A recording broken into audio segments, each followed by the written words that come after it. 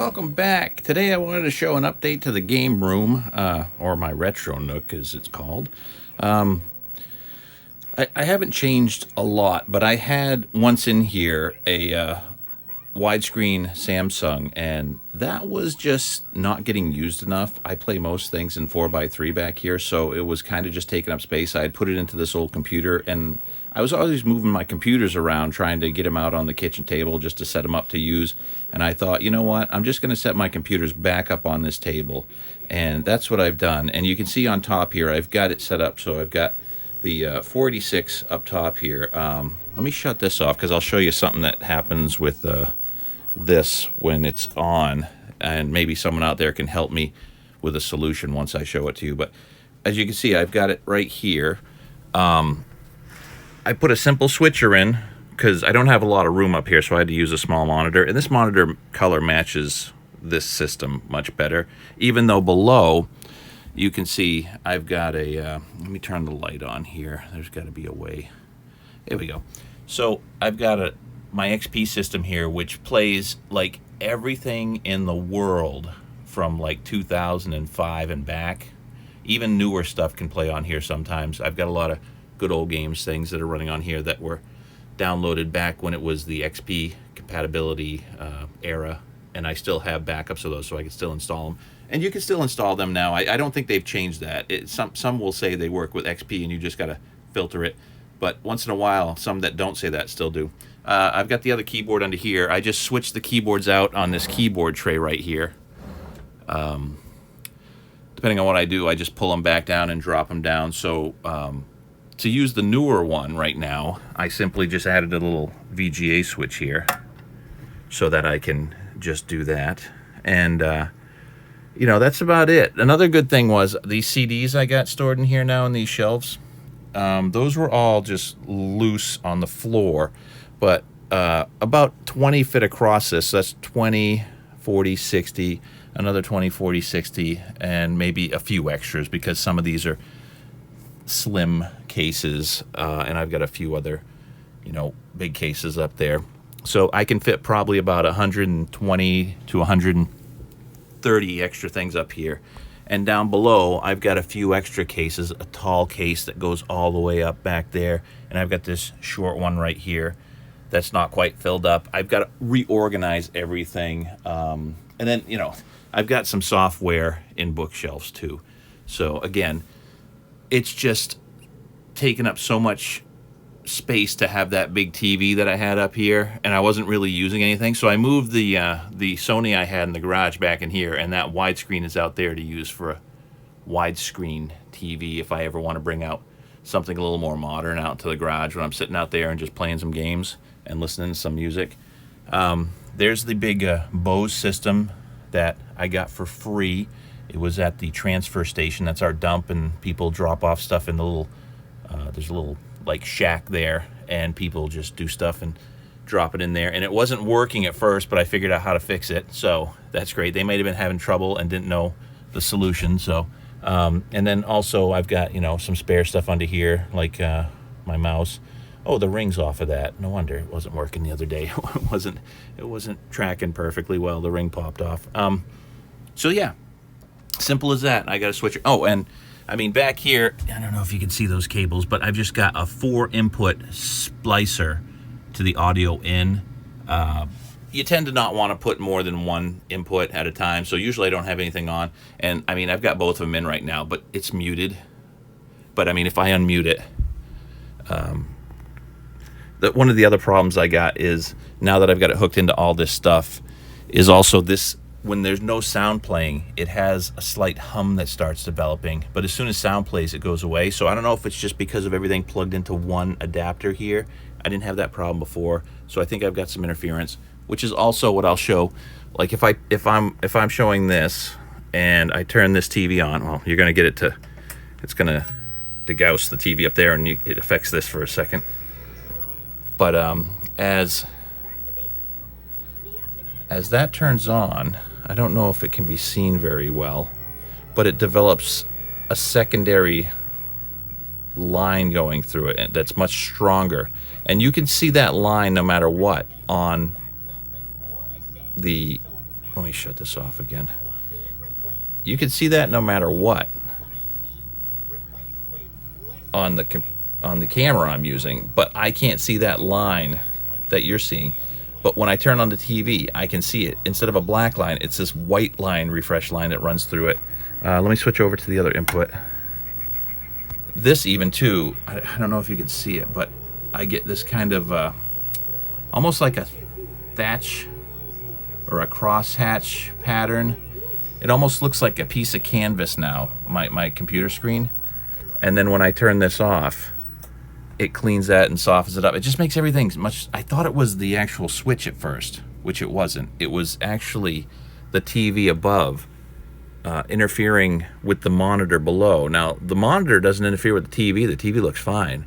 But when the TV's on, that line that you guys are seeing going through really fast on the camera because of just refresh rates of this, it actually... Well, maybe you can see it now. Yeah. You can see there's two lines going through that now. You see how they pass sometimes and sometimes they intersect? So the line the strong refresh line, you can't see. I can't see. It's just on the camera. But that softer one that's flipping through, that's what you can see on both monitors while the TV's on. I'm going to turn this off. I'm going to turn off Beekman's World here and come back down to here. And now you don't see the secondary line. So maybe someone can tell me, I don't know, maybe I just need like a sheet of foil below this, or is it because when this is on, it's, you know, getting interference through this. So again, I'm trying to figure out just the small issues that are going on. But now I can come back here and I can play anything so much easier. I don't have to pull everything out, hook it up, and set it up. It's just a vast improvement over what I had before. And the other thing I don't have out is my Mac, but that Mac is it's the G3 iMac Bondi Blue, and that essentially, as you know, is just easy to just throw up anywhere because it's got a handle built into it. It's all encapsulated in one thing. Oh, that's the other thing I did. Because we got this DVD player, just in case anyone doesn't know about these, I got this DVD player. It's fairly cheap. I think it was $30 about, or maybe it was on sale and it was $30. I just waited for it. This is a non-region DVD player.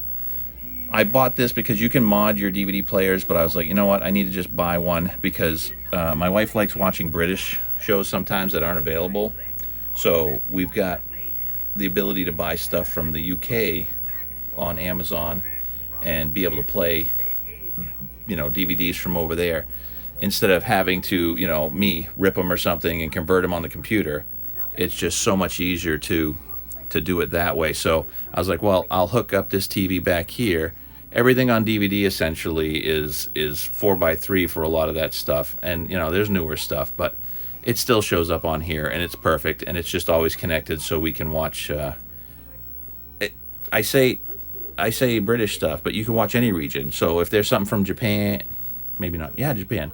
So if there's something from Japan and it's got subtitles or English dubs, you can watch it and you don't have to wait for it to come out in America, because a lot of times there's licensing issues in America with music and movies and actors and writers and stuff that don't occur in other regions. So sometimes movies are available in other regions that aren't here, and something like that. And even though I don't have a Blu-ray like that, they may make them, but a DVD is good enough for these. And generally DVDs are a little bit cheaper to buy, so I can still enjoy it and I can watch it the old school way, which is just fine. Other than, you know, having that DVD player, the component cables out from the back. Well, let me show this first.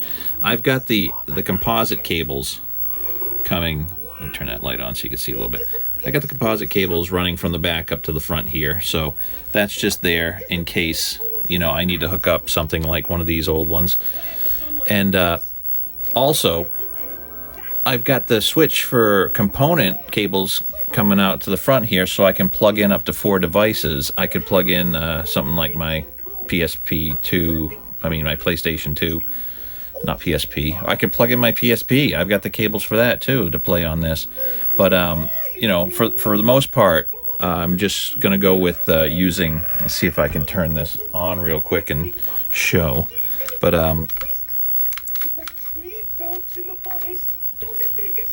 I got my original Wii hooked up to this, which also does GameCube stuff.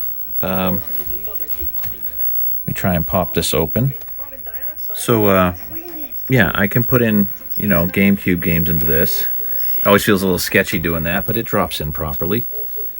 And then all I do is I just switch over to that.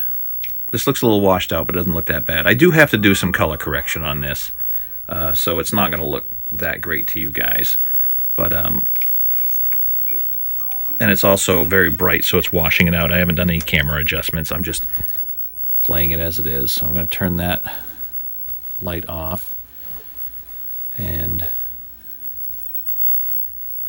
I'll probably just turn the brightness down a little on this so you can see.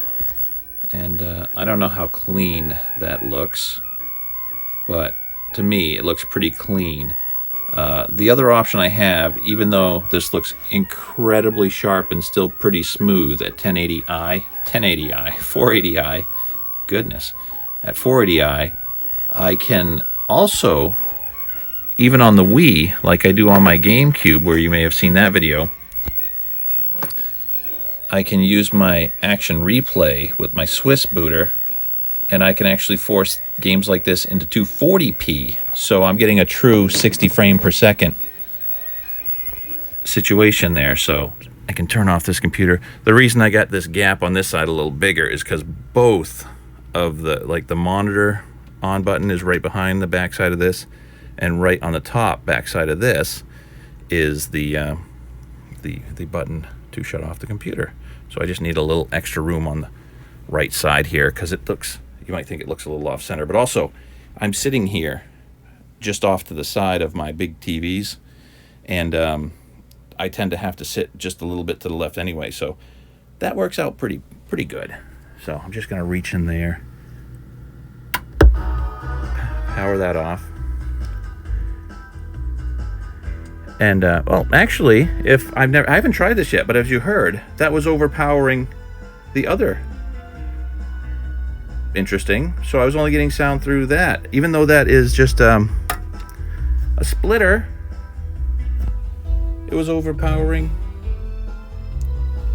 Yeah, and then it just made the noise like it just connected a sound or something. That's wild. I mean, that's not a switcher down there, but maybe it's got some function in it that doesn't allow more than one input based on where you have it plugged in. That's pretty bizarre, actually. I know the color's a little off because I'm just recording. I didn't set anything on here. I'm just recording straight out. As before, I used to have my game systems, but I've got them over here now. I've got them just sitting up here, my portable game systems. Kind of had to move some stuff around. But everything else has pretty much stayed the same. Nothing new to see here. Like, everything is still what it was before. I got my big screens. Anyone that had seen me do this, I now have the Samsung DLP in here. I can watch some widescreen DLP high definition stuff. But other than that, everything's still the same. But again, this is just so much better. I still have an extra TV up here to play or watch DVDs on, and I've got these two specifically for gameplay, and I got all my games hooked up down here. I've got like a PS2, I got a GameCube. I can hook anything into it. These the one down below here, the Sony, has an S-Video. This has, instead of S-Video, it's got component, so that's really handy. This Sony up here has component too, and of course it's 480i, not 480p, but that still looks nice. So let's see, is that still on? It is still on. So there we go. That's just the little minor updates that just make things a lot better in this room, and there we go. We'll see you next time. So long.